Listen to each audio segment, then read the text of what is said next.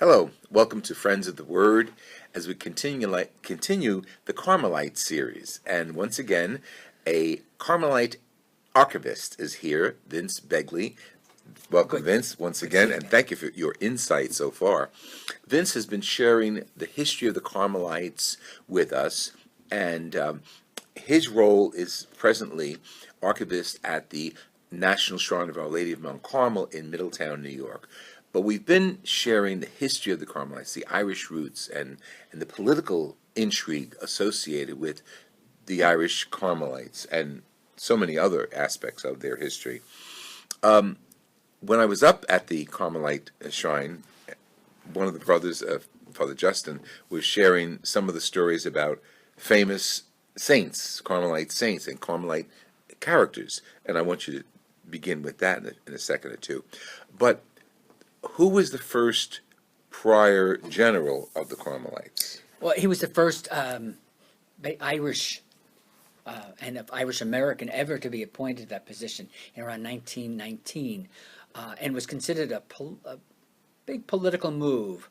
And the British totally objected to it, and so they wrote to the Pope at the time, Pope Benedict XV, saying that he should not allow him to assume that position. Wow. And Benedict wrote back to them or told them that they were an order of priests, and he even though he did have the control, he said he was not going to get involved in their appointments. And as a result, he stayed in Rome, but as his role in Rome was to convince this pope, because prior popes, even St. Pius X, Pius IX, and Leo the 13th, all of them sided against the English.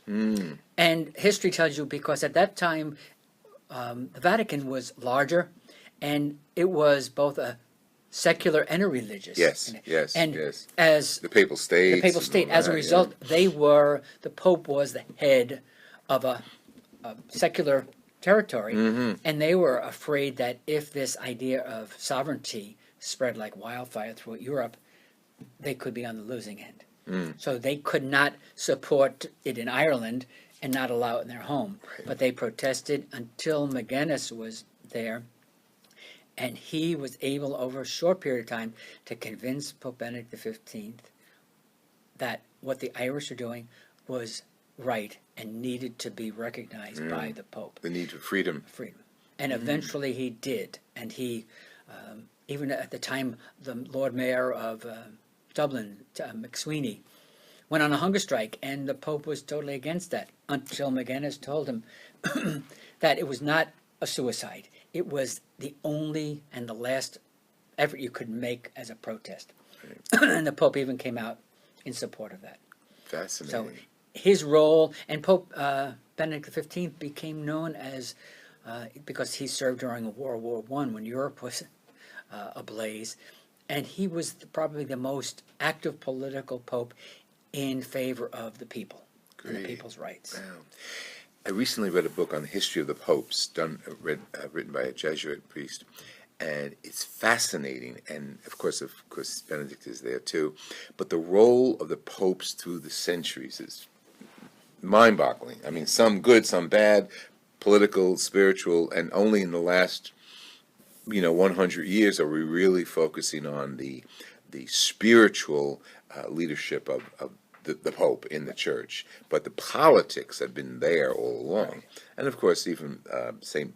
John Paul II and his role in Poland and for freedom and solidarity. So this is great. So Benedict XV was a leader in the sense. Right. And McGuinness had his way. He was. The story goes that he was supposed to have an audience with the Pope, and because he wanted to ask a very strong position request of him, and the Pope was trying to sidestep it.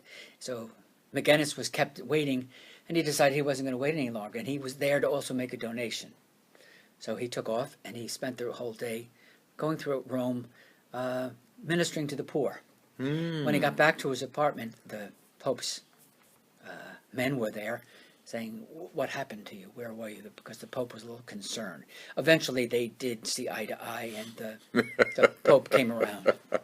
But See, we got to realize the Pope's the people. Right. McGuinness was not against standing up to anybody. That's great. That's God bless him. So, beginning with Father Justin talking about the saints, there were other very famous Carmelites that we all know as well. Right, there are a number of the old saints, but there's men like Titus Brandsma, Yes. who was a fighter for the rights of the people in Holland, and he's up for canonization. You have a number of these people who are contemporary. One of the most interesting, I guess, because it's coming up to the 100th anniversary of Fatima, the youngest of the three children, Lucia, Sure. who became a Carmelite. Right. The last vision. In Coimbra. Yes, in the last Portugal. vision of her that Mary made to her was she was promoting the scapular.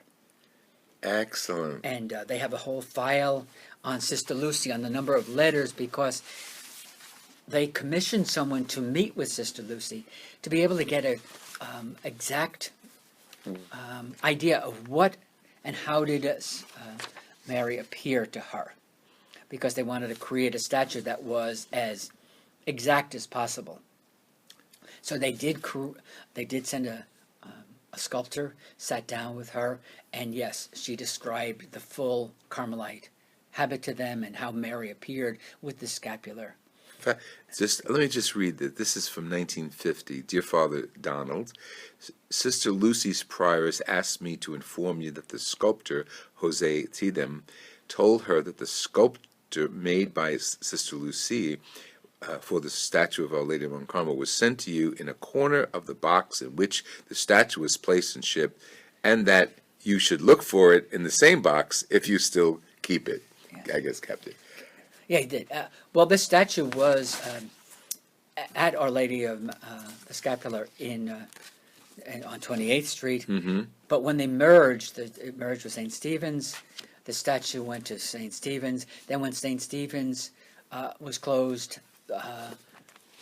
they felt that the diocese believed that possibly this statue belonged to them. So And what is that? Is this the statue? Is this no, that's not an image of the statue. It's on display at up in the Carmelites. Okay. You'll have to go up there to see it. What happened was that through the records in the archives, and that's why archives are very important, we were able to trace the origin of the statue, who the sculptor was, and how it actually was a Carmelite possession, that it was given to them and it belonged to them. So a few months ago, it was returned to the Carmelites. Oh, really? Only a few They months ago. repaired it because it was in need of some repair, and it is now on display at St. Albert's. Oh, at St. Albert's. St. Albert's. And Up where? in Middletown. In Middletown, okay. The scapula's place in Fatima, apparitions now established. This is from 1954. Okay, talk about the apparitions and Lucia's acceptance of the scapular. It was probably a great shining moment for not only the world, but for the Carmelites, because the scapular is Carmelites. Yes. You can't say the scapular without saying the Carmelites. Right. And by Sister Lucia, saying that the last vision of Mary was as wearing the scapular, helped establish and verify the relationship of the scapular, the importance. So, and that happened in 1950, and that's when the attachment with the Carmelites and the scapula really advanced, because the scapula has been always an important part. Mm-hmm. Yes. And people wear the scapular, and it has a history of a great history and a great number of stories attached to it. I like Father Justin, the way he described it. It's when Mary appeared to, I guess, Simon Stock, she put her robe around him. She covered him. So the scapula symbolizes Mary's robe, on our shoulders. Yeah. And the Carmelites regard themselves as Mary's brothers. Yes. Which is interesting. Not mother, but brothers. Not child, but brothers. And the scapula hangs down in the front, and they're called the white scapula, Yes. but it's white and brown. It's white on top of their brown Right. habit. Fascinating. Fascinating. There is a in St. Albert's in the downstairs in their hall. There is a huge panel painting by Richard King of Mary appearing, and she's in front of all the Irish the Carmelite saints. Oh. And it's a depiction of the history of the Carmelite Church and their devotion to Mary, because that's the Carmelites' main devotion is to Mary. Right. So that's And in one of our episodes, our audience will have seen Justin giving us a tour of the chapel and all the various Carmelite saints. In the windows, Yes, in the windows. And the Blessed, of course, as well, Titus including. It's fascinating when you think about the Carmelite saints. I mean, we know them. I mean, they're in our history as Catholics, but sometimes we don't associate them necessarily with being Carmelite. Like Therese of Lucia, Yes. Therese of Avila. I mean, these are great saints. I mean, and there's loads of others. I think that's because the Carmelites were so devoted to their cause that they were not publicity seekers Interesting. as other orders, because other orders having a founder established them, and they were able to create that as their icon. Yes. Remind our audience who the founder was, how it goes back to Mount Carmel. Well, it goes back to Saint Elias. Well, the prophet Elias. Prophet Elias, Right. Prophet Elias, who came down and he established them, and they were hermits. It was Saint Albert who actually codified and gave the Irish, they weren't Irish then, the Carmelites, their code and their rule of law on how they were to be established. So it came from the Prophet Elias in the mountain of Mount Carmel, and Beautiful. they stayed there for many, many, many centuries. And it was, like I said in an earlier talk with you, it wasn't until the Crusades, because the Crusaders kept crossing through that area, Right. that they ministered to them, and then they actually went back with them. But it was, today when we think of the Carmelites, you don't think of their original founding. No, right. We think of them as being European. Yes. And what's fascinating is that so many, maybe all of our other religious orders have a saint or a person who founded them. I mean, whether it's Francis Sisters of Assisi, Charity and Dominic, Franciscans, yes. whatever. And this is it was founded by Mary. Right. Well, that's what. That's belief that there was a, let's say, a direct connection. Yes. And today the Carmelites are evolving. The Carmelites up in St. Albert's, they have a number of their Carmelite in Vietnam. There are a number of Vietnamese Carmelites now, Trinidad and Tobago. So they they're moving out and establishing their roots in other places in the world. And even in Asia and India. And India. Right. I was so surprised to hear that from an Irish man in Killeen, that the monks from the Carmelites from India came and are now staffing the white church, the white monastery in Killeen, which is fascinating. That's why I think the archives is important, not only for the Carmelites, but for anyone seeking information on an area that has yet to be really written about. Wonderful. I think the great credit has to be to the Father Michael Cassane, who's the provincial, because he's keeping the order going and strong and healthy. Prior to him, Father Mario Esposito.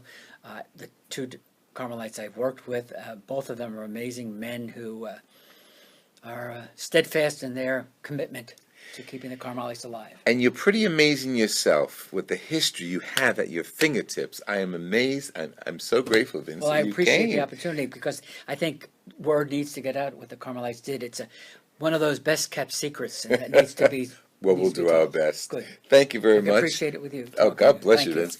This has been Father Louis Scurry. Thrilled to have Vince Begley here as Archivist of the National Shrine of Our Lady of Mount Carmel in Middletown, New York. You've heard me say that dozens of times. Get up there, go. And let them know that you heard about this on our Friends of the Word series, and that you're visiting there just to have the spiritual experience that goes back to Elijah, the prophet, pre-Christian days, the origins of the Carmelites. God bless you. Pass this on to your family and friends, and let me hear from you. Father Lou Skirty at hotmail.com, and in our credits I'll include the website for the shrine up in Middletown. God bless you.